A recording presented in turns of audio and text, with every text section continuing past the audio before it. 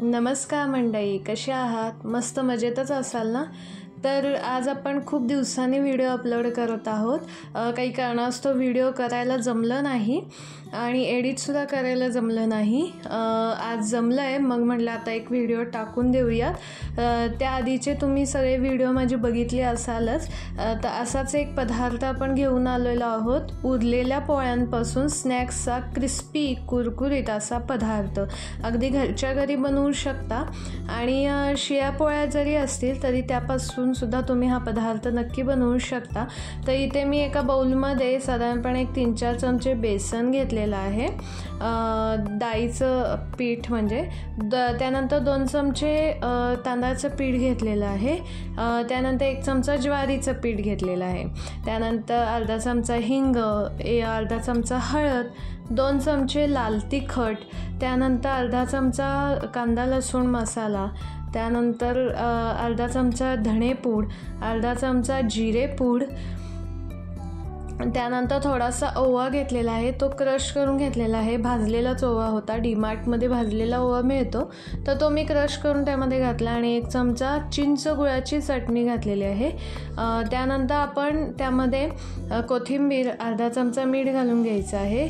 त्यानंतर अर्धा चमचा चाट मसाला घातला आणि आता हे मिक्स करून घ्यायचं आहे. आपण जसं आळूच्या वडीसाठी पीठ भिजवतो त्या पद्धतीनं भिजवायचं आहे. आता आपण हे पीठ जे आहे हे पीठ लावून घेऊयात. एका पोळीला पहिल्यांदा लावून घ्यायचं आहे.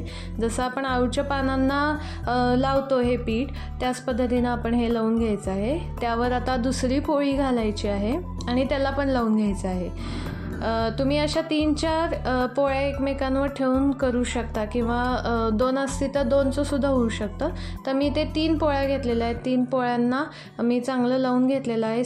सर्व साईडनं लावून घ्यायचा आणि त्याचा रोल बनवायचा. रोल बनवताना सुद्धा प्रत्येक रोलमध्ये सुद्धा हे पीठ लावून घ्यायचं आहे. सर्व ठिकाणी हे पीठ लावून घ्यायचं आहे.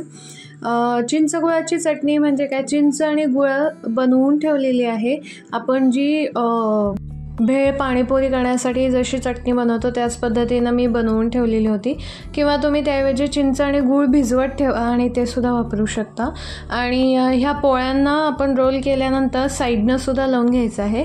आता माझ्याकडे स्टीमर नाही आहे, तर मी असं स्टीम करत असते. खाली पातेलं ठेवले, पातेल्यामध्ये पाणी ठेवले आणि वर चाळणी ठेवली आहे. चाळणीला चांगलं तेल लावून घेतलं आणि आता हा जो रोल आहे हा रोल मी यामध्ये घालते आहे आणि झाकून ठेवायचं आहे. साधारणपणे बारीक गॅसवर 15 ते 20 मिनिटं तुम्हाला हे शिजवून घ्यायचं आहे. साधारणपणे 15 ते 20 मिनिटं झालेली आहेत. 20 मिनिटं ठेवलं होतं. आता चांगलं शिजलेलं आहे, तर गॅस बंद केलेला आहे आणि आता हे गार करण्यासाठी ठेवून द्यायचं आहे. अर्धा तास गार होण्यासाठी ठेवून दिलेलं आहे. गार झालेलं आहे. आता ह्याच्या वड्या पाडून घेऊयात. जशा आपण आळूच्या वड्या पाडतो त्याच पद्धतीनं आपण ह्याच्या वड्या पाडून घेऊयात. अगदी सोपी रेसिपी आहे. स्नॅक्ससाठी लहान मुलांना टिफिनमध्ये तुम्ही देऊ शकता.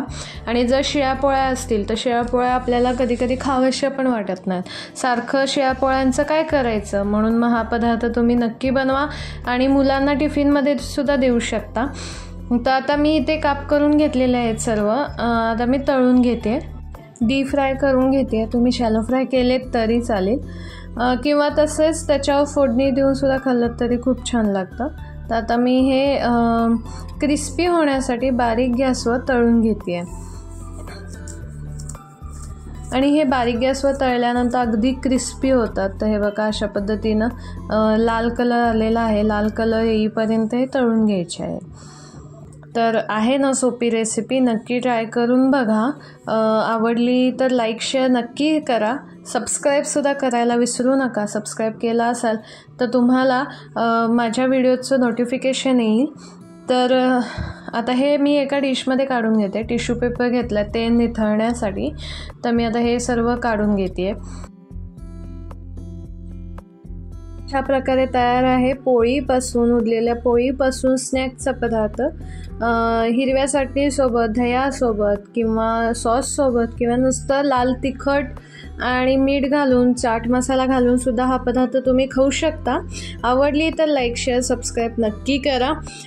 तर चला भेटूया लवकर नवीन अशाच रेसिपीसोबत. अशाच रेसिपींना बघण्यासाठी माझ्या चॅनलला नक्की सबस्क्राईब करा. धन्यवाद.